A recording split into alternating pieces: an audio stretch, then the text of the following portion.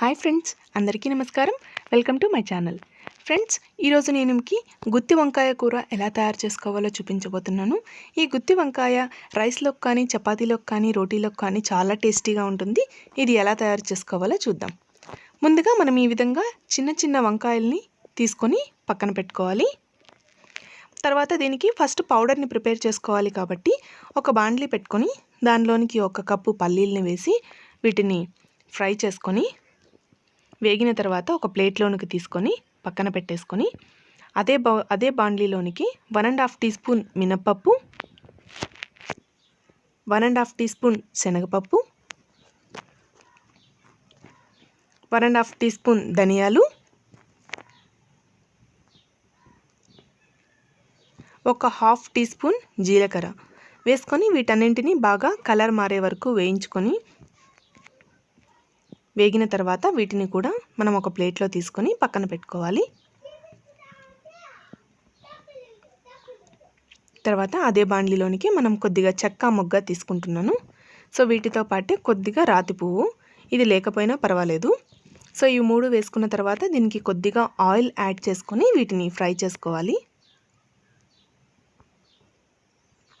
So ఇవి కూడా వేగిన తర్వాత పక్కన పెట్టేసుకొని తర్వాత ఒక 2 టేబుల్ స్పూన్ల తెల్ల నువ్వుల్ని తీసుకుంటున్నాను. సో వీటిని కూడా మనం బాగా ఫ్రై చేసుకొని పక్కన పెట్టుకొని చివరగా ఒట్టిమిరపకాయలు వేసుకున్నాను. మనకి కారం ఎంత క్వాంటిటీలో కావాలో అంత తీసుకొని వీటిని ఆయిల్ వేసుకొని వీటిని కూడా ఫ్రై చేసుకొని పక్కన పెట్టేసుకోవాలి. సో చూడండి, ఈ విధంగా అన్నీ వేయించుకున్న వాటన్నింటినీ నేను ఒక ప్లేట్లోనికి తీసుకున్నాను. సో ఇప్పుడు మనం దీనిలోనికి ఒక 3 టేబుల్ స్పూన్ల ఒట్టి కొబ్బరి తురుముని తీసుకుంటున్నాను. ఒట్టి కొబ్బరి తురుము కూడా యాడ్ చేసుకున్న తర్వాత వీటన్నింటినీ మనము మిక్సీ జార్లో వేసుకొని బాగా పౌడర్ లాగా గ్రైండ్ చేసుకొని పెట్టుకోవాలి. సో వీటితో పాటే అదేవిధంగా మనం వేయించి పెట్టుకున్న ఎండుమిర్చి కూడా వేసేసుకోవాలి.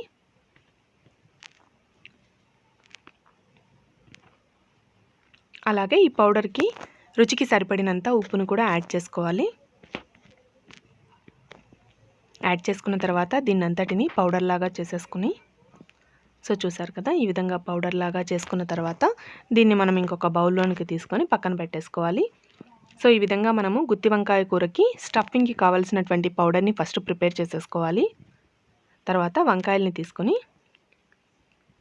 మనం ఈ విధంగా గుత్తి వంకాయకి సరిపడే విధంగా వంకాయల్ని కట్ చేసుకోవాలి. అంటే ప్లస్ ఆకారంలో కట్ చేసుకుంటే సరిపోతుంది, పూర్తిగా కట్ చేసుకోవాల్సిన అవసరం లేదు. ఈ విధంగా కట్ చేసుకుంటే చాలు. ఇంకొకటి కట్ చేసి చూపిస్తాను. సో చూడండి, ఈ విధంగా అన్ని వంకాయల్ని మనం కట్ చేసేసుకోవాలి. తర్వాత ఒక బౌల్లోనికి వాటర్ తీసుకొని దానిలోనికి కొద్దిగా పసుపుని యాడ్ చేసి మనం కట్ చేసుకున్న వంకాయలన్నింటినీ దీంట్లో వేసేసుకోవాలి. ఇలా వేసుకోవడం వల్ల వంకాయలు రంగు మారకుండా ఉంటాయి. సో అన్ని వంకాయల్ని దీనిలోనికి వేసేసుకున్న తర్వాత మనం ముందుగా సిద్ధం చేసుకొని ఉంచుకున్నటువంటి పొడి తీసుకొని ఒక్కొక్క వంకాయని తీసుకొని మనము ఈ పొడిని ఈ వంకాయ లోపలికి స్టఫ్ చేసుకోవాలి. సో వీడియోలో చూపిస్తున్న విధంగా స్టఫ్ చేసి వంకాయని ఒకసారి ఈ విధంగా ప్రెస్ చేసి పక్కన పెట్టేసుకోవాలి. అలాగే అన్ని వంకాయల్లోనికి మనం ఈ పొడిని స్టఫ్ చేసి ప్రెస్ చేసుకొని పక్కన పెట్టేసుకోవాలి. సో చూసారు కదా, అన్ని వంకాయలకి స్టఫింగ్ అయిపోయింది. ఇప్పుడు మనం స్టవ్ వెలిగించి బాండ్లీ పెట్టుకొని సో దానిలో కొద్దిగా ఆయిల్ని వేసుకొని ఆయిల్ వేడెక్కిన తర్వాత కొద్దిగా ఆవాలు, కొద్దిగా జీలకర్ర,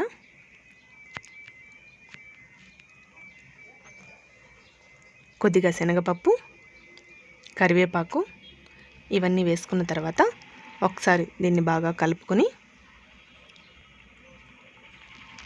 దీనిలోనికి మనము సన్నగా కట్ చేసి ఉంచుకున్నటువంటి ఆనియన్స్ని కూడా వేసేసుకోవాలి. ఈ ఆనియన్స్ని కూడా వేసుకున్న తర్వాత వీటన్నింటినీ ఒకసారి బాగా కలుపుకొని దీనిలోనికి కొద్దిగా పసుపుని వేసి ఇంకొకసారి కలుపుకొని ఈ ఆనియన్స్ కొద్దిగా వేగుతూ ఉన్నప్పుడే వీటిలోనికి మనం ముందుగా స్టఫ్ చేసి ఉంచుకున్నటువంటి వంకాయలు ఏవైతే ఉన్నాయో వాటన్నింటినీ దీనిలోనికి వేసేసుకోవాలి. వంకాయల్ని వేసుకున్న తర్వాత ఇంకొకసారి బాగా కలుపుకోవాలి.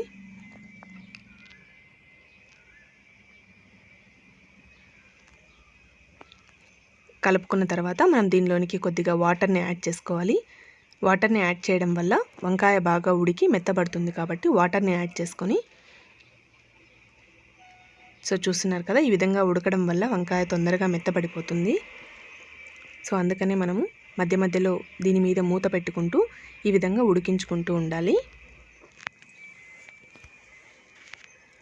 దీన్ని కలుపుతూనే ఉండాలి, లేదంటే మనకి కింద మాడిపోతుంది కాబట్టి మనం మధ్య మధ్యలో కలుపుకుంటూ ఉండాలి.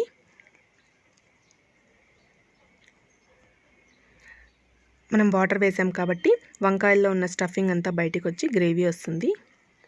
ఇప్పుడు నేను ఒక చిన్న కప్పుతో చింతపండు రసాన్ని కూడా యాడ్ చేసుకుంటున్నాను. చింతపండు రసం యాడ్ చేసుకున్న తర్వాత ఇంకొకసారి బాగా కలుపుకుంటూ ఉన్నట్టయితే వంకాయ బాగా ఉడికిపోతూ ఉంటుంది. ఇప్పుడు దీనిలోనికి నేను స్టఫ్ అయిన తర్వాత మిగిలినటువంటి పౌడర్ ఏదైతే ఉందో ఆ పౌడర్ని ఇంకా కొద్దిగా యాడ్ చేసుకుంటున్నాను. ఇది యాడ్ చేసుకోవడం వల్ల మనకి గ్రేవీ అనేటువంటిది ఎక్కువగా వస్తుంది కాబట్టి ఇంకొద్దిగా యాడ్ చేస్తున్నాను. ఇవన్నీ యాడ్ చేసుకున్న తర్వాత ఒకసారి బాగా కలిపేసుకొని కొద్దిగా ఉప్పుని కూడా వేస్తున్నాను.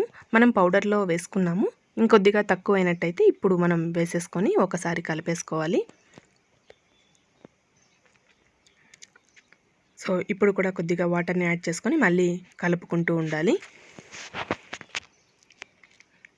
ఈ విధంగా ఉడుకుతూ ఉన్నటువంటి కూరలోనికి 1 టేబుల్ స్పూన్ బెల్లం యాడ్ చేస్తున్నాను. బెల్లం వేసుకోవడం వల్ల మనకి వంకాయ కూర అనేటువంటిది చాలా టేస్ట్ వస్తుంది. అందుకని కొద్దిగా బెల్లం యాడ్ చేసుకొని కలిపేసుకున్నాను.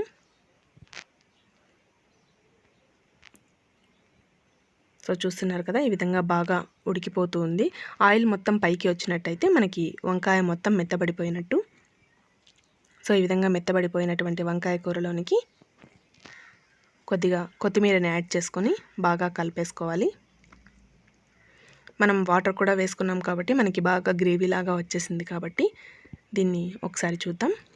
చూడండి, వంకాయ తీసుకొని చూసినట్టయితే మనకి బాగా మెత్తబడిపోయినట్టుగా అనిపిస్తుంది కాబట్టి వంకాయ కూర మొత్తం తయారైపోయినట్టు. ఇంకొకసారి బాగా కలిపేసుకొని ఈ తయారైనటువంటి ఈ వంకాయ కూరని మనం ఇంకొక బౌల్లోనికి తీసేసుకోవాలి. చూస్తున్నారు కదా, ఎంతో టేస్టీగా ఉండేటువంటి గుత్తి వంకాయ కూర తయారైపోయింది. మనం చిన్న చిన్న వంకాయలు వేసుకున్నాం కాబట్టి ఒక్కొక్క వంకాయని ఒక్కొక్కసారికి మనం అలాగే తినేయచ్చు. చాలా టేస్టీగా ఉంటుంది. రైస్లోకి కానీ, చపాతీలోకి కానీ, రోటీలోకి కానీ అన్నింటిలోకి టేస్టీగా ఉండేటువంటి ఈ గుత్తి వంకాయ కూరని మీరు కూడా ఇంట్లో చాలా ఈజీగా ఈ విధంగా తయారు చేసేసుకోవచ్చు. ఈ వీడియో కనుక మీకు నచ్చినట్టయితే లైక్ చేయండి, షేర్ చేయండి, సబ్స్క్రైబ్ చేయడం మాత్రం మర్చిపోకండి. Thanks for watching.